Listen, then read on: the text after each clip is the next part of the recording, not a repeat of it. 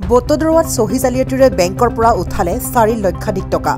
আত্মসহায়ক গোটৰ সভানেত্ৰী আৰু সম্পাদিকাৰ বিৰুদ্ধে এজাহাৰ দাখিল। নগাঁও জিলাৰ বটদ্ৰৱাৰ ভুমুৰাগুৰিৰ এটা আত্মসহায়ক গোটৰ সভানেত্ৰী আৰু সম্পাদিকাই 2 মহিলাৰ নাম সলনি কৰি চহী জালিয়াতি কৰি বেংকৰ পৰা উঠালে 4 লক্ষাধিক টকা। জানিব পৰা মতে ভুমুৰাগুৰিৰ উৰ্বশী আত্মসহায়ক গোট লালুংগাঁৱৰ সভানেত্ৰী বিনু বেগম আৰু সম্পাদিকা আলিমা বেগমে একে গাঁৱৰে ৰহিমা খাতুনক আইমণি বেগম সজাই আৰু লুৎফুৰ বেগমৰ চহী জালিয়াতি কৰি 2010 চনৰ 8 জুন তাৰিখে বটদ্ৰৱা গ্ৰামীণ বিকাশ বেংকৰ পৰা 4,20,379 টকাৰ ঋণ লয়। 13 বছৰ পিছত যোৱা 28 ডিচেম্বৰত বেংকৰ মানুহে মহিলা দুগৰাকীক টকা বিচাৰি মৌখিক জাননী দিয়াত জালিয়াতিৰ কথা পোহৰলৈ আহে। ইপিনে যোৱা 29 ডিচেম্বৰত লুৎফুৰ বেগমৰ স্বামী তথা অঞ্চলটোৰ সমাজকৰ্মী মুকুট আলীয়ে উৰ্বশী আত্মসহায়ক গোটৰ সভানেত্ৰী বিনু বেগম আৰু সম্পাদিকা আলিমা বেগমৰ বিৰুদ্ধে বটদ্ৰৱা আৰক্ষীৰ ওচৰত এজাহাৰ দাখিল কৰে। বটদ্ৰৱাৰ পৰা ৰফিকুল ইছলামৰ ৰিপৰ্ট, নিউজ এইট আছাম।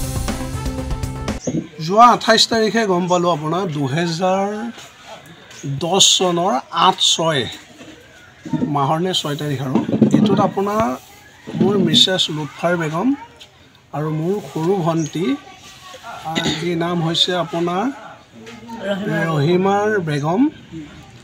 এই মোৰ ভণ্টিক সিহঁতে পাইমণি বুলি কৈ মোৰ ৱাইফক লুৎফাৰ বুলি কয়।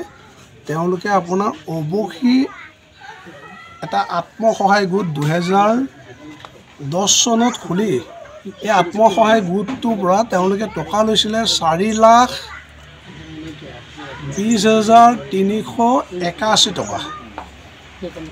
এওঁলোকে টকা লৈ আজি 15-13 বছৰে আমি এইবিলাক একো নাজানো। মোৰ ৱাইফৰ ফটোটো ব্লেক মানি কৰি মোৰ ৱাইফৰ চহীটো তেওঁলোকে তাত মাৰি মোৰ ভণ্টিৰ ফটোটো তেওঁলোকে ক'ৰ পৰা আনিছে, ভণ্টিৰ চহীটো 2 নম্বৰী কৰি তাত মাৰি তেওঁলোকে আপোনাৰ এটা ঋণ ল'লে।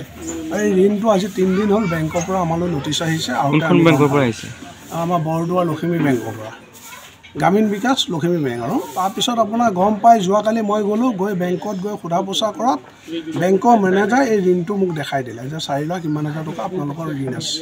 তেতিয়া মই ক'লোঁ যে বাইদেউ মোৰ মিছেছ আৰু মোৰ ভণ্টিটো এই ঋণ লোৱা নাই।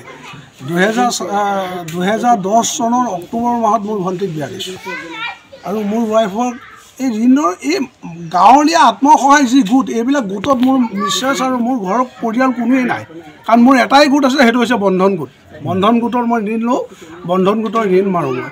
তাৰ বাহিৰে এতিয়া আপোনাৰ আজি 4 বছৰমানৰ পৰা আমি বন্ধন লৈছোঁ, কিন্তু অন্য ঋণ আমাৰ কোনো বেংকত নাই। এই তেওঁলোকে যে ফল্ছ কৰি ডুপ্লিকেট চহী কৰি যে ঋণ লৈছে ইয়াৰ কাৰণে আমাক মানে ন্যায় লাগে। মই মাননীয় অসমৰ মুখ্যমন্ত্ৰী হেমন্ত বিশ্ব শৰ্মা ছাৰক মই ইয়াৰ কাৰণে মানে ন্যায় পাবলৈ কাৰণে তেওঁক অনুৰোধ কৰিছোঁ।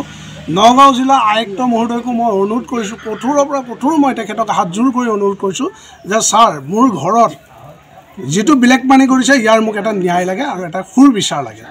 এই বিচাৰটোৰ কাৰণে মই আপোনাৰ ওচৰত হাতযোৰ কৰি আজি মই অসমবাসী ৰাইজৰ ওচৰত নিউজ কৰিছোঁ। মোৰ মুকুট দাদা হয়।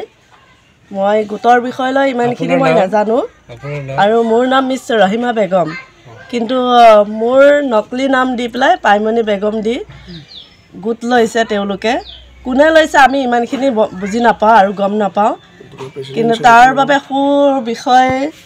সুচিকিৎসা লাগে। কাৰণ আজি সুবিচাৰ লাগে, কাৰণ আমি এইবোৰ গোট বিষয়ে কি বস্তু বুজি নাপাওঁ আৰু আজিও বুজি পোৱা নাই। মই এঠাইৰ পৰা এঠাইলৈ বিয়া হৈছোঁ। মই ভুমুৰাগুৰি লালুংগাঁৱৰ পৰা মই মৰিগাঁৱত বিয়া হৈছোঁ। এই আজি এবছৰৰ পৰাহে আমি গোট কি বস্তু বুজি পাইছোঁ। তাৰ বিষয়ে তাৰ আগত একো বুজি নাপাওঁ, কিন্তু এতিয়া এই মিছা প্ৰমাণ দি নাম চহী লৈ এইবোৰ গোট উলিয়াইছে। আজিলৈকে আমি এইবোৰ বিষয়লৈ নাজানো। কিমান টকা ওলাইছে আপোনাৰ নামত? কিমান টকা উলিয়াইছে মইতো ফোন কৰিছোঁ। ফোন কৰি জনামতে মোৰ কাকাই মোক কৈছে 4,20,319 টকা 79 টকা হয়। ইমানখিনি বুলি মানে ফোনত গম পাইছোঁ। আৰু আজি আহি মই 12:30 ঘৰ পাইছোঁহি। তেতিয়া মোৰ মুকুট দাদাই কৈছে হয় গোটটোৰ নাম উৰ্বশী বুলি শুনিছোঁ। প্ৰেচিডেণ্ট মানে ছেক্ৰেটাৰী মিনু বেগম, প্ৰেচিডেণ্ট মিনু বেগম আৰু ছেক্ৰেটাৰী আলিমা বেগম। তেওঁলোক দুইজনী বাই ভনী হয়। হয় আৰু ইমানখিনি কৰিব বুলি আমি জনা নাছিলোঁ এটা সুবিচাৰ লাগে আৰু আমাক হয় ফ্লড কৰিছে আপোনাৰ চহীটো ডুপ্লিকেট কৰি কোনোবাই ধন উলিয়াইছে বেংকৰ পৰা আহিব কি ক'ব মই তেতিয়া চহীয়ে কৰিব নাজানো এতিয়াহে চহী কৰিবলৈ শিকিছোঁ তেতিয়া কিন্তু মই চহী কৰিবলৈ নাজানো মোৰ নামত সিহঁতে চহী কৰি পেলাই ডুপ্লিকেট সিহঁতে পইচা উলিয়াইছে সিহঁতে পইচা উলিয়াইছে আপুনি কেনেকৈ গম পালে নটিচ আহোঁতে গম পাইছোঁ কেতিয়া আহিলে নটিচটো 28 তাৰিখে আহিছে কোনটো বেংকৰ পৰা আহিছে এই বৰদোৱা লখিমী বেংকৰ পৰা আহিছে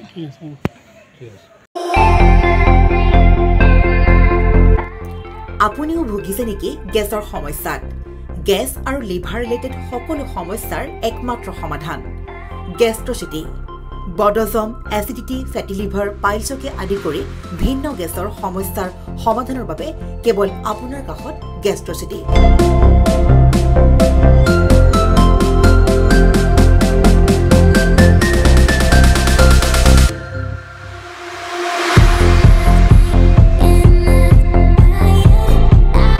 ভিজিট কৰক গেষ্ট্ৰচিটি গুৱাহাটী হাতীগাঁও চাৰিআলি যোগাযোগ নম্বৰ 7577999909